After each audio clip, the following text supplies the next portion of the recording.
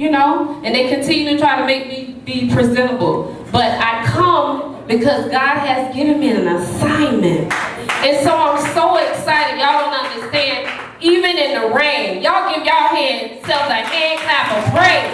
Because I looked out the window and I was saying, Lord, it is storming out there. But somehow y'all made it here. I'm talking about through accidents. I'm talking about through, somebody say I got off the bridge, got on another bridge, and I made it here. Somebody say, I don't know how I made it here. I don't know how I made it here. But I know it's by the grace of God. I know it's by the grace of God. Okay, yeah. So I wanted to pour out my heart. So back in, like she said, in 2014, God gave me this vision of a lot of women just standing together, holding hands, connected. And I'm like, God, but that's not what I see. When I walk outside, I see a lot of negativity. I see women talking about each other. I see women pulling each other down. I see women competing with each other. And I see women sleeping with each other, husbands, and women taking each other boyfriends. And I say, God, I don't think it's possible for us to change. And he began to minister to my heart, and he began to tell me, with me, anything is possible. So I called myself just inviting a few friends over because I wanted to pick their brain. And I was like, okay, you know, like, y'all bring a dessert, and we just gonna sit around and we gonna have real talk. We just gonna talk. What was supposed to be 10 women, 25 women showed up to my house in the living room. I'm talking about, we talking, tears flowing, we singing, and I'm talking about, we talked about everything, and it was amazing to me because you don't understand how some of us go through the same things in life. But we were able to inspire each other. We were able to uplift one another. And I said, God, this is a beginning of something new. And so as we began to do that, I said, well, if she told her, and everybody showed up, I said, maybe we can take this to the church. So we came to the church, we packed the church out, because, you know, women like to talk. You know, they might not want to come to church, but they like to talk. So we sat around, we had our first panel right here on the stage, and, you know, God blessed. And we had halftime. I was like, okay, they gonna eat and leave, because, you know, they ate and they came back in here. And I was like, okay, this must be something that God has ordained. So from there on, I'm telling you, every year, it's growing and growing and growing. And women, I had a young lady inbox me yesterday, and she was like, she wanted to give her testimony tomorrow at the Women We Admire at the library. She said, because it changed my life. Wow. And she said, you know, I want to tell what happened and how it happened. I said, you know what? We're going to put a spot in there just for you to tell somebody how you overcame. Right. And so if we could just bless one person, I'm excited. If it just takes one. And so God gave me a word for y'all tonight. Now listen, don't look at me, because I am no longer myself. When you come into Christ, you are bought with a price. And so when I be obedient, when I walk in obedience, God continue to bless me. So don't y'all block my blessing because I'm being obedient. And I'm going to say whatever he say, and I'm going to do whatever God tells me to do because I am a servant of the Most High. Amen. So I wanted to get into the word, but you know, God kept telling me, tell your testimony. I said, but God, I don't want everybody in my business. He said, tell your testimony. Will you overcome your testimony? So it's okay to share it, right? So as y'all pull out y'all Bibles, I want to tell my testimony just a little bit about how God dealt with me. See, I was a club hopper. Like some of y'all church hoppers, but I was a club hopper. Like, where the next party at? Like, where the next club at? Like, leave one club and be ready for the next one 2 o'clock in the morning. Like, ain't that sleepy time? I was ready. So when I was in the world, I gave the enemy everything that I had. I'm talking about, I was on the dance floor until I was sweating. So when y'all see me jumping around in church, it's because it's in me to give my all. So when I was in the world, I gave Satan my all. But now that I come to Christ, I gotta give him my all. So if I jump, and I told Dominion, because we're over there in MIP, and I said, if y'all see me running and kind of doing some weird stuff, it's okay. That's just my worship. That's just who I am. I feel like if I don't sweat in church, then I ain't gave God 100% of me. So I said, if I gave the world 100%, I'm talking about I was sweating. My friends say ain't got no beat, but I was there. So I'm saying, y'all gotta understand, when I'm in the church, I gotta give God my all. So I said that to say, every day of the week, I found a clubhouse, a party. I'm in college too, y'all. I went to FAMU. I was trying to learn, and I still went to those parties. But I found myself in church every Sunday morning. I'm talking about tired and all. I still went to church because it was tradition for me. It was what I was told to do. And so it became accustomed to me. And even though I was in the world, I was still trying to figure out this God thing. I'm talking about my mama, my auntie, everybody speaking in tongues and everybody loving on this God. I'm like, he ain't working in my life. He ain't, And so I began to, they would come up to me and they say, you know your mama a pastor? I say, yeah, that's her. Well, you should sing on the praise team. I said, no. I'm just going to sit right here and enjoy Jesus. And so they would ask me Sunday after Sunday to come and, join the choir, do something. I said, no. It's because my mom instilled in me, we can't play with God. Amen. So if you out there in the world, like you can't get up and minister. You can't get up and, so I remembered that even though a lot of times parents think their kids not hearing them, they're hearing you. So I sat there every Sunday, tears would roll, I would cry, but I kept going to the clubs. It didn't stop me. I kept partying. I mean, I wasn't a drinker or a smoker. I didn't do any of that, but I got high off going to the club, getting attention. I got all the attention, not because of who I was, but because of what I would wear. Talk about that. Because a lot of times people think, oh, she cute. No, they're looking at what you got on. They're looking at your outer appearance, but they have no idea who you are. And so I would wear the little, club attire. Everybody know what it looked like. Everybody ain't been saved all their life. Come on now. Some of us still clubbing. But so I would wear that club attire and I would get so much attention. And I began to ask myself, why was I searching for all this attention? And God revealed to me that you're searching for something. He tells me now, but then I was blind, I couldn't see. But I was searching for something to complete me. I was empty. And even though I had a job, I'm in college, and I understood who I was, I had confidence. I ain't saying you gotta be, dumb and broke, and I had money. I didn't have a need in the world. We got financial aid. I had an account. It was there. I'm saying, I wasn't broke. My bills was paid, but I was still empty and I was searching. So I would get attention by the way I dressed, and they couldn't touch me because I thought I was all that. Like, don't touch me. Like, I'm just here. Look at me, admire me.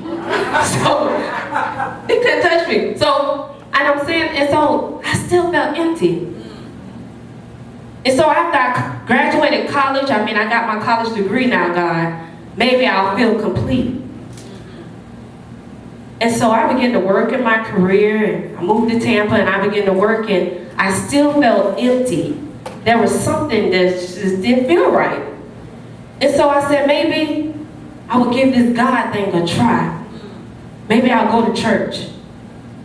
And so I began to come to church, and I would sit there, and I kid y'all not, I had on my little skirt, right up there, right there. And I would just stand there, and I'm like, okay, I've been to church all my life, but church wasn't in me, I was just coming. So I had a little skirt on, the pastor, which was my mom, she didn't condemn, she looked, she didn't condemn me, and I kept coming. And so my mind began to change, and the more I came, and the more I came, the more I began to change it. I still felt empty. Now I had a college degree, I had money, I had my own apartment, I had my own car, I was doing, so I thought, okay. but I was still searching for something. And so I made a promise to one of my cousins. I said, within the next year, I'll be married, I'll have a house, and I'm gonna have a baby. And maybe I'm gonna feel, I feel complete for sure. And so I got married to tall, dark, sexy, handsome. I'm talking about good. He had it going on in my eyesight. So I married him. I thought I would feel better. I thought a man could complete me, right? No, you got your college degree. You got your man, but I still felt empty. We had our babies. I had my baby, and before I even married him, I was on my way to purchase my first home in my 20s. So I'm telling y'all, I wasn't no dummy and I wasn't broke, but I was still empty. So by the time I met him, he even had helped me house hunt, and I'm like, he looked good, and we got married real quick. 6 months, we was married. Because I said the next man that I meet that I really like, I'm not going to sleep with him. I said I'm going to keep my legs closed, right? I said I would never allow another man to take from me. Because I had been hurt. I had been through some things. I said I'm tired. And I know some of y'all women, we get tired sometimes, but we keep going. And so I'm going to speed up my testimony. So it was me, him, and we had our 3, and we was married and coming to church every Sunday and paying our tithes, and we were active in the ministry, but yet I still felt empty. So you mean to tell me I could come to church every Sunday, come to Bible study, still be married? I mean, he wasn't treating me bad, he wasn't abusive, he was loving, he was creative, he was everything that I thought a man should be. He was actually perfect for me. But yet I still felt empty. What could it be? And so I think I had a conversation with my mother, and I'm like, this God don't talk to me. I don't understand y'all. I mean, what's so different about me? Y'all speaking in tongues, why can't I speak in tongues? Like why can't, why can't I tie my bow tie? Why? And so me and my husband were on the sofa, and I said, I'll never play with God. If I speak in tongues, it's gonna be real. I said, but I want it. I'm desperate for you, Jesus. I want this thing that everybody else is talking about, because now I have all these material things, and I still don't feel complete. I'm talking about empty, lonely nights laying in the bed with my husband. I'm still feeling empty. After all the good intimacy, I still felt empty. And the grown-ups know what I'm talking about. So I began to pray. And I began to spend a long time with just me and God. And I went in my room one night and I began to cry out on my bed. And I said, God, if you're real, and if you're the God of the ocean, and if you're the God of the sea, and if you're the God of a new beginning, the God of the skies, the God of the creator, God, if you are who you say you are, show yourself. Reveal yourself to me. I said, I'm tired, and I don't even know why I'm tired. I'm crying, and I don't know why I'm crying. I'm depressed, and I don't know why I'm depressed. I'm empty, God. Show yourself to me. And I began to cry out.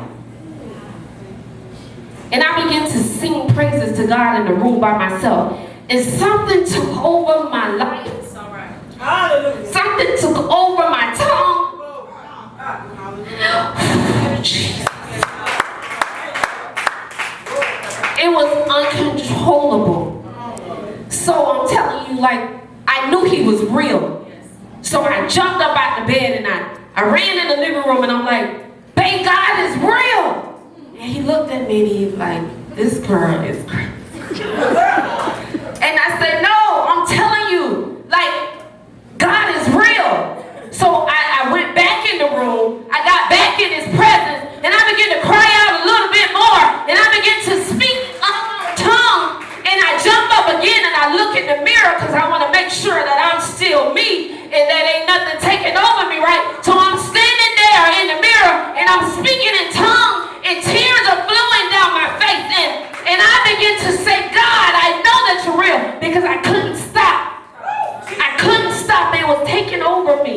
And then I began to laugh, and I began to sing praises in tongues, and the Holy Ghost took over me. And when I tell you, from that moment on, my whole life changed. I was no longer empty. I was no longer crying at night. I was no longer depressed. I began to know who I was. I began to know how I became this woman, because I met my Creator. And I'm telling you, the arguments stopped. Like, I wouldn't look at him, I wouldn't fuss at him, I just go pray. And things begin to change. I mean, I prayed for my husband so much that God told me to stop. He said, pray for you. I said, but I'm saved now, God, I got the Holy Ghost. He said, pray for you. Because we can't change a man. We can't change him. Only God can do it. And so I began to pray for him, and God told me to stop. So then I said, God, work on me a little more. And I kid y'all not, everything I desired for him to do, he began to do it. I'm talking about the touches. I'm talking about affirmation, the love, and the commitment, and his life began to change through my life. Because I fully committed myself to Christ. I mean, and it was like, well, if it was this easy, then why did it take so long? And I'm like, I went from living in the projects to being a homeowner, not just one home, 2 homes, 3 homes. Like, we own things now. And it's not because of me, because I'm still Tiffany. I'm still the same person, but I know it's because of Christ that lives within me. And I know it's because I'm a servant of him. Like anything that I desire, I can just think about it and God begin to manifest those things in my life. It's because I gave him my all. And I'm telling you, I know where I come from, and to see where I am now, it had to be a change in my life. It had to be transformation. So like the sis said, when people are watching us, and they can see the change. I know you don't mind, Sister Holly, I'm going to just tell a little bit just like that. So, we used to work together, and this chick used to curse like a sailor. It used to hurt my ears, right? So we would go out for our walks daily, and she'd just be cursing up a storm like, Jesus. Jesus. She was on no vocabulary. Like, golly. I didn't say anything. I didn't judge her. I didn't put her down. I dealt with it, right? But I prayed for her. So one day I invited her to my church. I was like, maybe she'll come to church. I don't know. Maybe she won't. But she came. And for God to change her the way that she is now, there has to be a God. Like, but see, some of y'all don't understand. I don't know if y'all knew somebody who cursed real good. Like, they put those curse words like right, what? That's my girl. Like, I love her to death. But I know God changed her. I mean, we clubbed together. We used to be in Tallahassee clubbing, and now we dance in the church house together. Like, it's possible. I'm telling y'all, like, I tell all my family and my friends, I'm like, I want everybody to experience this joy that I have. So yellow symbolizes joy and friendship and peace. Yes. So we can just pick these colors and all the blue means peace. And so I want to jump in the word because there are some people out here today. I mean, all of us may know God, but we may have not experienced God the way that we should in order to feel that transformation. So tonight, God says he wants to transform some people. He said, I want to transform some lives, not so they can be blessed, but so they'll know who I am. So that they can understand that I am the great I am. I am Alpha and Omega. I am the beginning and the end. I am the tears that you dry at night. I'm drying your tears. So if you could grab your Bibles real quick, and everybody probably already know the scripture. Romans chapter 12, verses 1 and 2. I'm telling y'all, this word came from God. He said, this is what I want my people. I want them to be whole. Because I understand being half-heartedly, and I understand worship half-heartedly, and I understand, getting a little bit of God, but there's a lot more to God than we can even imagine. And so I say, God, you want them to have it all. He says, I want them to be wrapped up in me.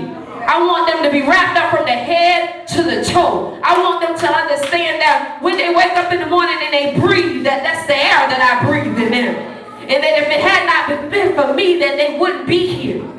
Okay, Romans 12 says, verse 1, I beseech you therefore, brethren, by the mercies of God, that ye present your bodies a living sacrifice, holy, acceptable unto God, which is your reasonable service. And I said, God, why you want the bodies first? He said, you have to present your body. He didn't say he was going to make you. He didn't say he was going to force you. He said, you present your bodies a living sacrifice, holy and acceptable. So that means we can't come to God any kind of way. That means we can't just give God anything. We got to present our bodies a living sacrifice. That means he is alive. He wants you to be living. Not wait till we about to die and then we want to give God okay, present your bodies. You have to present your body, not your mother, not your pastor, not your best friend. This is a conscious decision that you have to do. So when he said you, he put the ownership on who?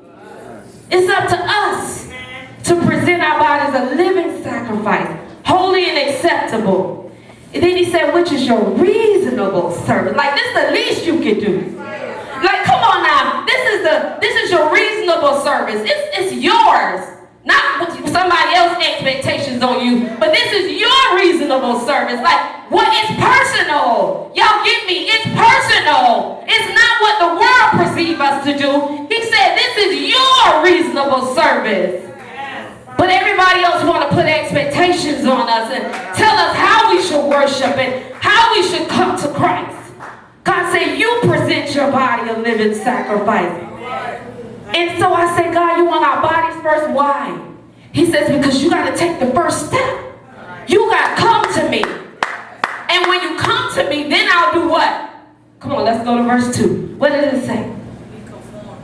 Come on, read it. And be not conformed to this world, but be ye transformed by the renewing of your mind, that ye may prove what is that is good and acceptable and perfect will of God. That's right.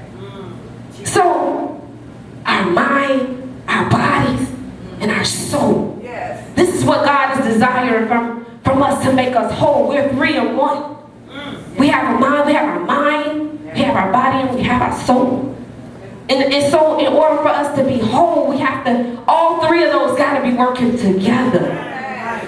But I heard Paul say that every time I try to do good, evil is always present. Like when I don't want to talk about you, evil right there in my ear and I can't help it. Like when I don't want to put you down, evil right there, gossiping in my ear, and then I have to say, yeah, you're right, it sure is. You're right. Because it's always present. The Bible says that Satan is the prince of the air, so he's seeking whom he may devour. So, in order for us to be changed, we have to first come to Jesus and present. Even though I went to church every Sunday, I wasn't ready to give God all of me. I wasn't ready to give him, my attitude. I wasn't ready to give him my attention. I wasn't ready to give him my finances. I wasn't ready to give God all of me. I can fool y'all, but I can't fool God. I can come with my long skirt, with my hair wrapped. I can look real nice and I can look holy and sanctified and filled with the Holy Ghost, and I can even speak in other tongues that you guys may not understand. But see, we can't fool the Creator. He says, I know your heart. And this is how he's judging us, not of our actions, not of what we're doing, but he said, I know your heart. Like, and so I say, okay, God, you want our bodies first, and once you do that, then he said, your mind be transformed. He didn't say that this is something y'all can do on your own. That's good. You feel me? So I can't transform my own mind. I be trying, like those thoughts that come to our head, y'all have them. Don't play. Y'all have the thoughts. They come to your head all the time. And you could be sitting in a room full of women and you be like, I feel like somebody talking about me. I feel like she looking at me funny. And they probably just think you cute. But we got an attitude because she looking at me like, why is she staring at me? I mean, you turn away and she's still looking at me. They just admiring you. We got to understand that women, we are not our competition, but I don't understand how we look at each other and feel like we got to compete with each other. Like there's fruit, there's labor out there for all of us. If you want to sell some wigs, you can sell some too. We ain't got to compete. Like I can help you and we can come together and make it big. We can have wigs of America. Like come on now. We ain't got to compete. But what do? We compete and we throw shade on each other and her wigs be shedding and if I was you, I wouldn't buy that wig, you know, cause and mine's cheaper and so we throw shade on each other. But I don't see. There are other cultures that uplift each other, that support each other. So I got sick and tired of women that look like me always competing with each other. Like we can never come up because we always pulling each other down. Like you cute. Can I be cute too? Like your hair pretty. Can I tell you like you pretty? Is it okay without me saying that I'm gay and now I like you? And now I want you? Come on. Talk about it, huh? A compliment. Our mindset. This is the mindset that we deal with on a daily basis. I don't understand. Like, I'm trying to comprehend why is it that I'm saying it, God. African American women feel like they are less than. And so they begin to compromise the things that they do because they don't feel worthy. They don't feel like they're, and he began to explain to me it's a lot of things that happen to us women at a young age. And there's things that were out of our control and our innocence were taken at an early age. And so now we have this low self-esteem because we feel like in order for me to please a man, I gotta open up my legs, I gotta give him sex, I gotta give him some of me and then maybe he'll stay with me. Like our mind has been transformed to think that certain things will grab a man's attention or, you know, if I'm gonna say it because I don't know. If I sex him well enough, he'll leave her. And if I sex him well enough, he'll come home every night. Women, we gotta transform our mind. But see, you can't do it on your own. We have to present our bodies to Christ. Then only He can help us. We can't do it, I'm telling y'all. You can be saved, sanctified, filled with the Holy Ghost, speaking in tongues, church every Sunday, every women's conference, every prayer conference, every prayer breakfast, every Sunday morning worship service on time at 9:45. You can be here just like that, and guess what? You still can walk outside and cuss somebody out. Why? Why can't we do that? Because we have free will.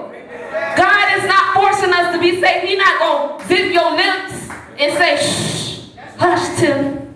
No, He ain't going to do it. Why? Because He's a God, He's a gentleman. It's free will. So we can do whatever we want to do, but at the same time, if we want to be kept, God can keep us.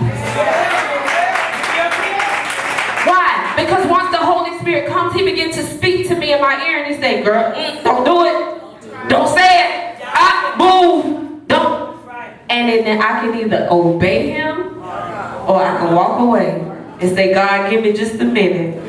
Let me handle this one. I got this one because she tried it. So there's certain things that God's saying we want to give him, some of us, and we want to give him our spouse and our children, but not when it comes to me, God, because I ain't done yet. I still got, I'm young. I still got my life to live. But I tell y'all, if I had known what I know now, okay, some of y'all think I'm playing, like I'm not playing. If I had known what I know now, I would have been came to Christ. I would have been gave God my life. I would have been stopped clubbing and dropping it like it's hot. I'm telling y'all, if I had known the goodness of Jesus and the mercies that he's given us and how he bled and died just for our sins and how he's able to transform my mind and my body, I would have been gave myself to him. I would have been presented myself to him. I'm telling y'all that he said, be ye transformed by the renewal. He said be. He didn't say you had to do it on your own. So I want us to stop. God wants us to stop thinking the thoughts. One way we can help our mind is we got to stop allowing these negative thoughts to sit on our minds. And then we add to it. Then the fire starts. So now it's in your head, but now you're getting ready to beat somebody up. Just because of a thought. You thought she looked at you funny, right? So now you want to beat her up. Then what's going to happen? You're going to go to jail. Then where your children going to be? Now you got a record. You can't get no job. I'm telling you, it ain't worth it. There's times that we got to connect with each other. I'm telling you, you are stronger. Okay, let's check it. Can I get 2 women? 2. Just 2 volunteers. Come on up here. See, somebody think I'm playing. You think, bless it. Thank the Lord. Okay?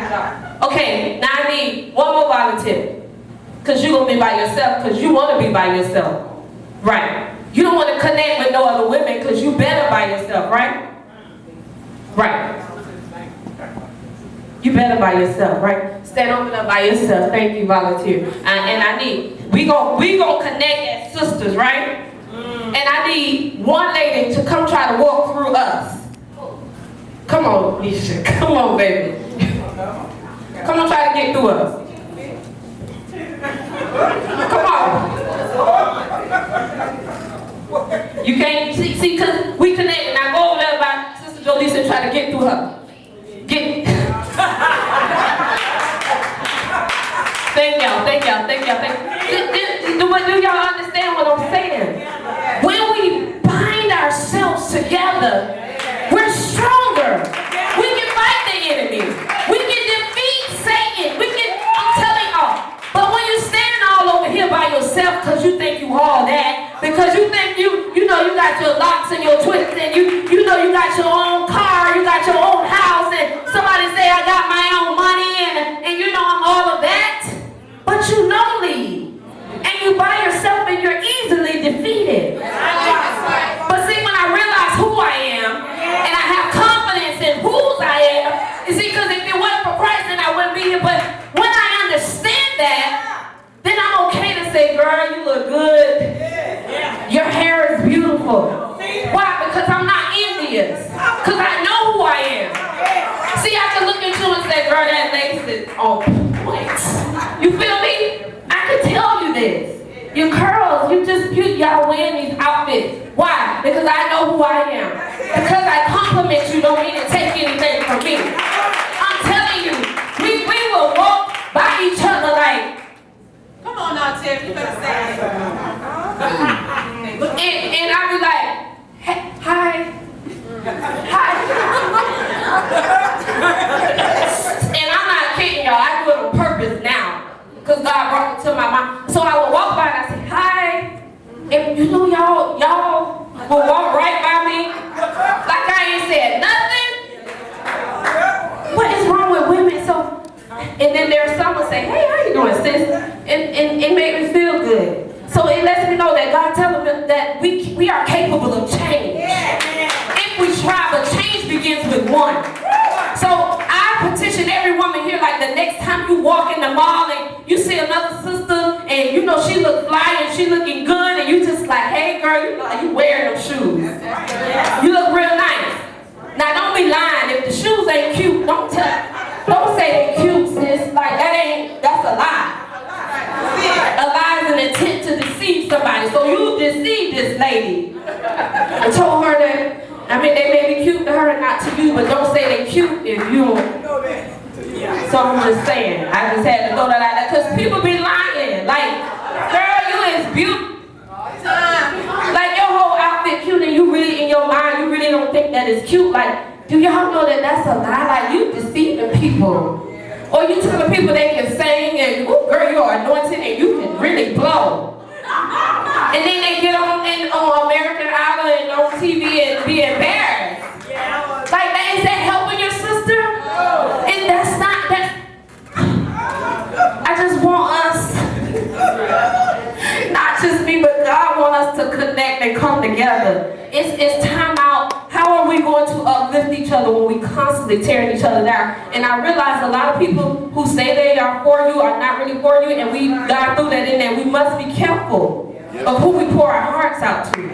We can't just tell everybody all our business, but I believe God connects sisters together for some reason, like a prayer partner, somebody you can pour your heart out to. He sent the disciples out 2 by 2 and the animals 2 by 2, so we all need somebody. You can't tell me everybody that lied on you and everybody I can't find one that's righteous. Come on now, somebody got to be real. Somebody, and it starts with us. So if I come to you and I pour my heart out to you, let it stay right there. Don't take it and put it on Facebook and tell my old girl, I want to talk about you. I was just saying. It was just in general, then put all my business, but you want me to come back and talk to you again? I'm not. And now I'm hurt. And so now everybody that look like you, not specifically, but look like you, I got to do with them now. I can't trust nobody else. Because you done scarred me, you done hurt me. So it starts with change. It starts with transformation. And only God can do it. And then I'm going to end with this because he said in Matthew 6 and 33, he says, first, we got to seek the kingdom. Seek ye first the kingdom of God. And all these things that you want, and all these little houses and cars and husbands and things, I don't know what you want, whatever you want. The Bible just said things will be added unto you. So we don't have to figure this thing out by ourselves. What I want us to understand that everything that we go through and everything that we need is in the Word of God. Like everything that ails you, everything that you go through is right there in the Word. Like me and my husband get to the point to where we don't argue with each other. We go to the Bible, right? We like, what the Word say? Then tell me what the Word say then. If you want to act like that, let's go see what the Word of God says. And that settles it. Period. And when he know he wrong, he don't want to go to the Word. He just say, whatever. And I be like, oh, okay then, so there. So y'all gotta understand, we don't have to, the Bible says, you don't have to fight this battle. He said, I'll fight it for you. You weren't supposed to be here, but bless you. So I'm going to tell the truth, because God had told me to tell the truth. So everything that comes out of my mouth is going to be the truth. Amen? Amen. So he said, seek ye first the kingdom of heaven. And everything else that I need, I'm telling you, if you seek God first, love on him like you should, give him all of you, like not just a part of you, but every part of you, give it to God, your marriage, everything falls in place. Your ministry, your job, I'm talking about he gives us favor everywhere. Everywhere I walk, favor. Everywhere I walk, it's favor of the Lord. It's following me, the favor of the Lord. It's following, and it feels good. Somebody say favor ain't fair, but it's just.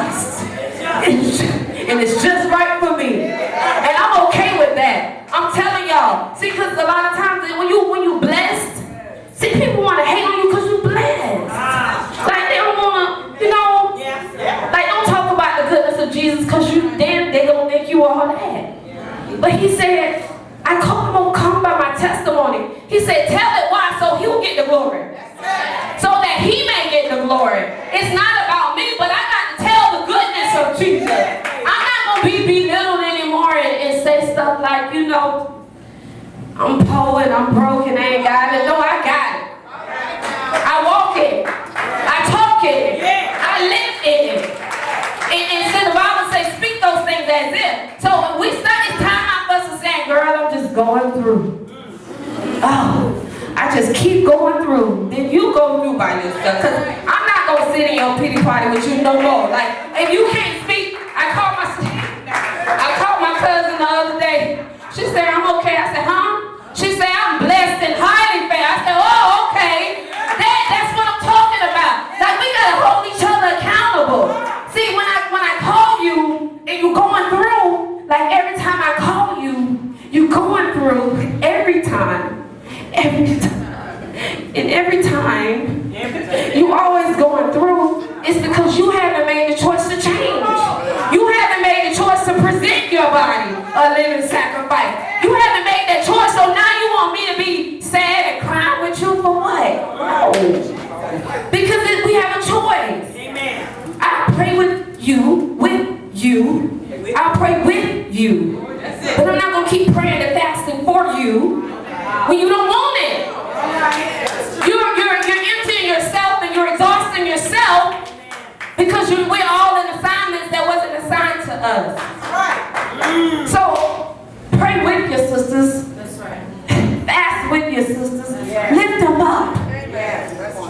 But if you ain't ready to be transformed, if you ain't ready to be changed, I'ma still love you though, for real. I'ma still love you, because the Bible calls us to love. He said, first commandment is to love him. And then we gotta love each other, so I love y'all. But I don't want to see you, I want to see you prosperous. I want to see you blessed. He said it. In 3 John, and I believe it was 3 John and 1 or 2 or something like that. Read it, go back and check me. But he said that his will is for us to do what? Prosper. And be in good health. Y'all better know the word. Come on, help me out. Y'all better know this word, see, because we can't do the word if we don't know the word. We can't obey the word if we don't know it. So we got to go to church. We got to go to Bible study. We got to go to prayer meeting. It's okay. It's okay. It became the joy of my life. Like Sunday school, I love it. Like I be here on time, I be like, they be like, y'all come away from Ruskin, and we're on time. Why? Because it's now in me. It's who I am. This is my soul. I don't want to go to hell. And I'm not doing it just because I don't want to die and go to hell. I'm doing it because this is who I've become. Like when he breathed, was it the breath of air? He breathed the life into us, and we became a living soul. And so okay, I'm done. I just need us, God need us to come together. And he want to demonstrate how we come together. Real quick. There's some women in this building that need something from God right now. Right now.